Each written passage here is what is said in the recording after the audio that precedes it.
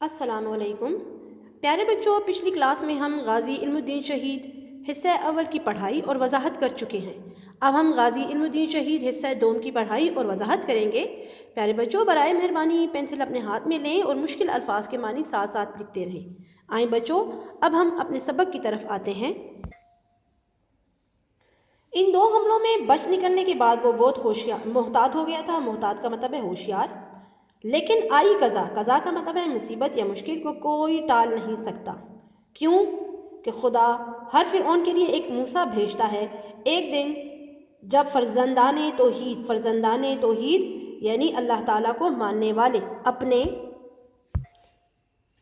محبوب کے مجرم کے خلاف سراپا احتجاج کا مطلب ہے اپنے حق کے لیے لڑنا، تو ایک نوخیز جوان کم عمر جوان نے یہ مصمم پختہ ارادہ کیا کہ وہ کسی بھی قیمت پر اس گستاخ رسول صلی اللہ علیہ وآلہ وسلم کو کیفر کردار تک پہنچا کر رہے گا۔ کیفر کردار، جرم کی سزا، اور پھر آخر کار اس ملعون کو ختم کرنے کی سعادت، خوش نصیبی، شمع رسالت کا مطلب ہے عاشق رسول کے پروانے، غازی علم الدین شہید کے حصے میں آئی۔ رسول اکرم صلی اللہ علیہ وآلہ وسلم کی محبت میں سرشار کا مطلب ہے بھرا ہوا۔ ایک دن جب وہ راجپال ملعون کی دکان میں داخل ہوا تو اس کی آنکھوں میں شدت جذبات کے باعث لہو اتر آیا کا مطلب ہے غصہ آیا۔ آنی آن میں اس کی حفاظت کے لیے تعینات کا مطلب ہے مقرر 2 ہندو سپاہیوں، ایک سکھ حوالدار اور اس کے 2 ذاتی ملازموں کی موجودگی میں دن دہاڑے کا مطلب ہے دن کے وقت اپنے خنجر سے اسے جہنم واصل کر دیا۔ جہنم واصل کرنا کا مطلب ہے جہنم بھیجنا یعنی قتل کرنا۔ پیارے بچوں، اس پیراگراف میں مصنف ہمیں بتاتے ہیں کہ 2 حملوں میں زندہ بچ نکلنے کے بعد راجپال بہت ہوشیار ہو گیا تھا، لیکن جو تکلیف نصیب میں ہو اس کو کوئی ٹال نہیں سکتا، کیونکہ کہاوت ہے کہ ہر فرعون کے لیے ایک موسیٰ ہوتا ہے۔ یعنی جس طرح فرعون نے خدائی کا دعویٰ کیا تھا تو اللہ تعالیٰ نے اسے نیست و نابود کرنے کے لیے حضرت موسیٰ علیہ السلام کو بھیجا۔ اسی طرح ایک دن راجپال ملعون کو ختم کرنے کے لیے، جو کہ گستاخ رسول تھا، ایک نوجوان نے پختہ ارادہ کیا کہ وہ کسی بھی قیمت پر اس گستاخ رسول کو سزا دے گا۔ اور یہ نوجوان کون تھا؟ یہ نوجوان تھا غازی علم الدین شہید۔ پھر آخرکار اس کامیابی کا سہرا غازی علم الدین کے سر جاتا ہے۔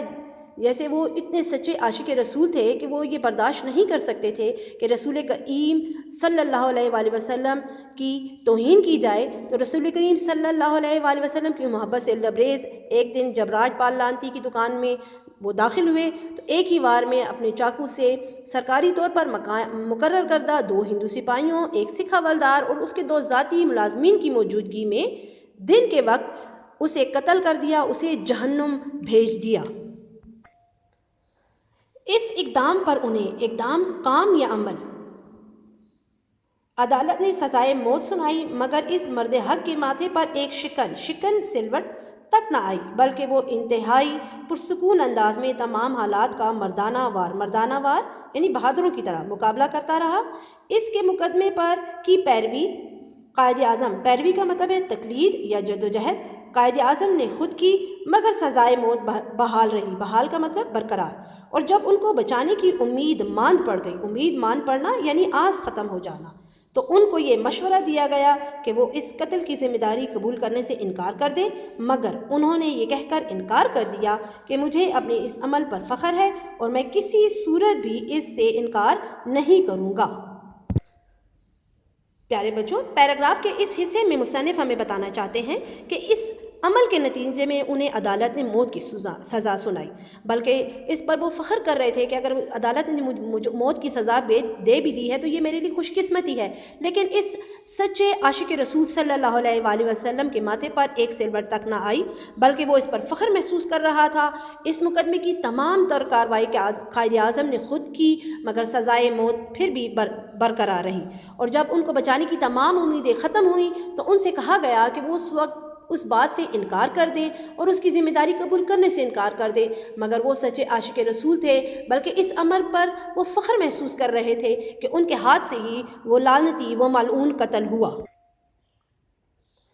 مسلمان اپنے اس عظیم ہیرو کو بچانے کے لیے ہر ممکن کوشش کر رہے تھے۔ اس مقدمے کے اخراجات مسلمانوں نے چندہ جمع کر کے پورے کیے، لیکن ان کی کوشش بار آور یعنی مراد پوری ہونا ثابت نہ ہوئی، اور 31 اکتوبر 1929 کی صبح میاں والی جیل میں شیفتہ رسول عاشق رسول صلی اللہ علیہ وآلہ وسلم غازی علم الدین شہید رحمۃ اللہ علیہ کو پھانسی دے دی گئی۔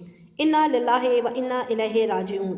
پھر اس کے بعد مزید ظلم یہ کہ صبح 9 بجے جیل کے حکام نے اس شہید کی جزد خاکی جسم یعنی لاش کو بغیر نماز جنازہ خاموشی سے جیل میں ہی دفن کر کے پہرا لگا دیا، یعنی حفاظتی پہرا لگا دیا اس کی حفاظت کے لیے۔ حکومت وقت کا یہ ناروا سلوک برا سلوک جلدی پر تیل ثابت ہوا، یعنی آگ لگائی، مزید بھڑکا دیا اس بات کو، اور مسلمانوں میں ایک بار پھر غم و غصے کے جذبات بھڑک اٹھے۔ جب اس آگ کے شعلے پھیلنے لگے تو حکومت وقت کے اوسان خطا ہو گئے۔ اوسان خطا ہونا یعنی گھبرا جانا، لہٰذا ان بگڑے ہوئے حالات پر قابو پانے کے لیے شہادت کے 13 دن بعد مجبوراً میت قبر سے نکال کر مسلمانوں کے حوالے کی گئی۔ پیارے بچوں، مسلمان اپنی اس عظیم ہیرو کو بچانے کی ہر ممکن کوشش کر رہے تھے۔ اس مقدمے کے تمام تر اخراجات مسلمانوں نے چندہ جمع کر کے پورے کیے، لیکن ان کی تمام تر کوششیں ناکام ہو گئیں، اور آخرکار 31 اکتوبر 1929 کی صبح میاں والی جیل جو کہ پنجاب میں واقع ہے، اس جیل میں اس سچے عاشق رسول صلی اللہ علیہ وآلہ وسلم کو پھانسی دے دی گئی۔ انا للہ و انا الیہ راجعون۔ پیارے بچوں، یہ آیت اس وقت پڑھی جاتی ہے جب انسان صدمے میں ہو، دکھ یا تکلیف میں ہو، یا کسی کی وفات ہو جائے۔ اچھا جی، اور ظلم یہ کہ صبح 9 بجے ہی جیل کے افسران نے اس مرد مومن کو بغیر نماز جنازہ پڑھائے دفن کیا، اور حکومت وقت اس برے سلوک نے مسلمانوں میں غم و غصے کو پھر بڑھا دیا۔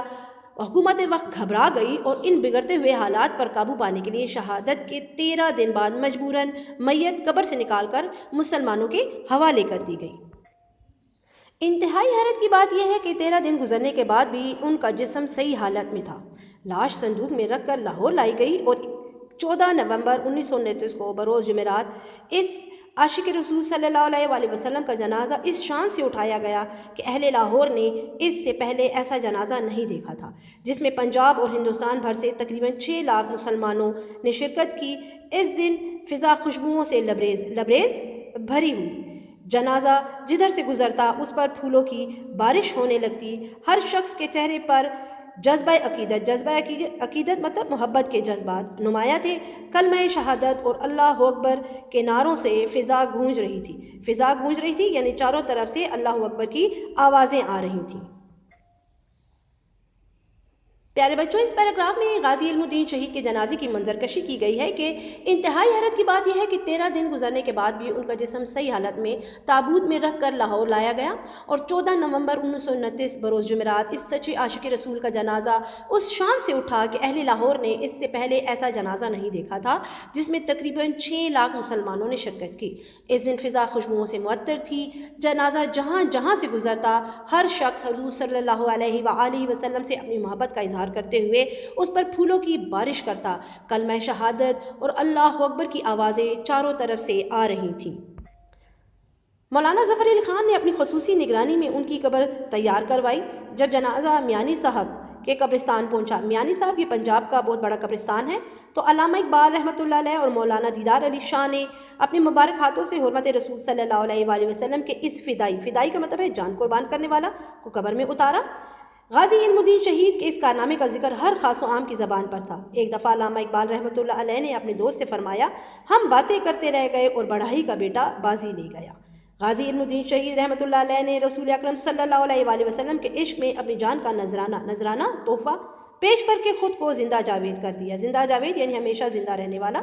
یہ سچ ہے کہ شہید مرتے نہیں، وہ لوگوں کے دلوں میں ہمیشہ زندہ رہتے ہیں۔ پیارے بچوں، مولانا ظفر علی خان نے اپنی حفاظت میں ان کی قبر تیار کروائی۔ جب جنازہ میانی صاحب کے قبرستان پہنچا تو علامہ اقبال اور مولانا دیدار علی شاہ نے اپنے مبارک ہاتھوں سے عزت رسول صلی اللہ علیہ وآلہ وسلم کے اس سرفروش کو قبر میں اتارا۔ تمام لوگ صرف انہی کا ذکر کر رہے تھے کہ کس طرح اس مرد مومن نے رسول خدا کی عزت کی خاطر اپنی جان کی پرواہ کیے بغیر لعنتی راجپال کو جہنم بھیجا۔ ایک مرتبہ علامہ اقبال نے اپنے دوست سے کہا کہ ہم باتیں کرتے رہ گئے اور تھرکان آپ کو کہا کارپینٹر کا بیٹا بازی لے گیا، یعنی ہم صرف باتیں ہی کرتے رہے اور علم و دین نے اس پر عمل کیا اور خود کو تاریخ میں زندہ کر دیا۔ سچ ہے کہ شہید مرتے نہیں، وہ لوگوں کے دلوں میں ہمیشہ زندہ رہتے ہیں۔ پیارے بچوں، امید ہے کہ آپ کو اس سبق کی سمجھ آ گئی ہوگی۔ اگلی کلاس میں ہم آپ کو سبق کی مشق کروائیں گے۔ شکریہ، اللہ حافظ، گھر میں رہیں، محفوظ رہیں۔